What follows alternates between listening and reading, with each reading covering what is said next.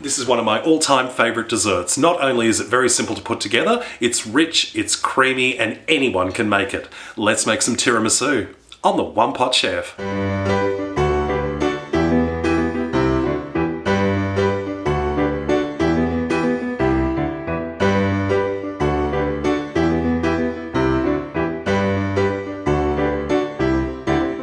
Let's make some tiramisu. First, into a mixing bowl, I'm putting 2 1/4 cups of boiling water straight out of the kettle. And I'm adding in 2 to 3 tablespoons of instant coffee powder.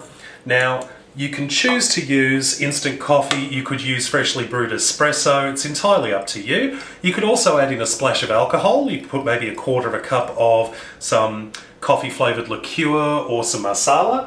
I'm just going to do the plain old normal one. And we're just going to set this aside for a minute and allow it to cool. In another bowl, I've got 3/4 cup of some icing sugar, that's confectioner's sugar or powdered sugar depending on where you live. And to that I'm going to add in 3 eggs. Now obviously this dish contains raw eggs, so obviously it's off the menu if you're a pregnant woman, if you've got very young children, or if you've got somebody who's seriously ill with a compromised immune system. But basically, eating raw eggs is perfectly safe as long as you're obviously a healthy person.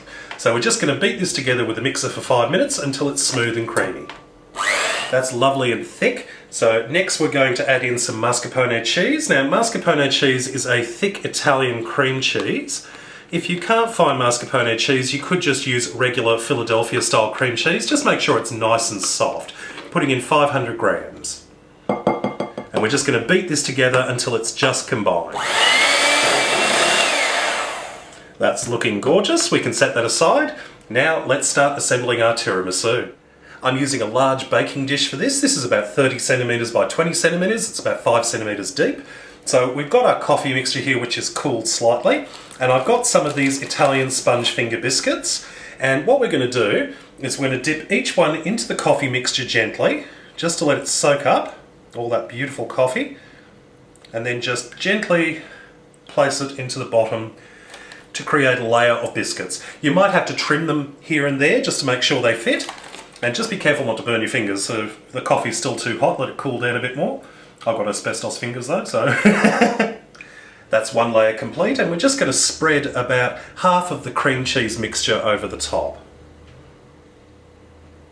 And then just repeat the process with another layer of biscuits and the remaining cream cheese.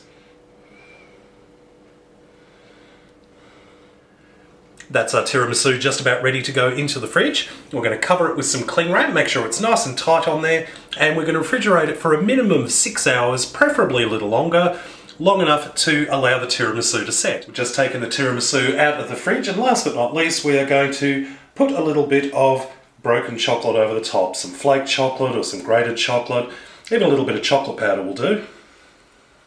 And that is looking gorgeous. I think it's time we serve some of this up. And here is a gorgeous slice of our tiramisu. And as you can see, we've got all the different layers there. You've got the coffee-soaked finger biscuits, and you've got that beautiful mascarpone cream cheese mix. And the whole thing smells like chocolate and coffee, and of course the chocolate over the top. So let's have a quick taste.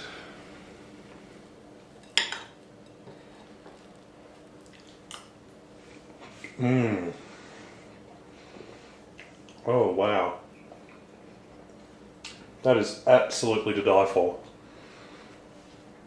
You get that hit of creaminess and coffee. It's soft and absolutely amazing. It's indescribable. Well, I hope you enjoyed this recipe. Check out my other videos at OnePotChefShow.com.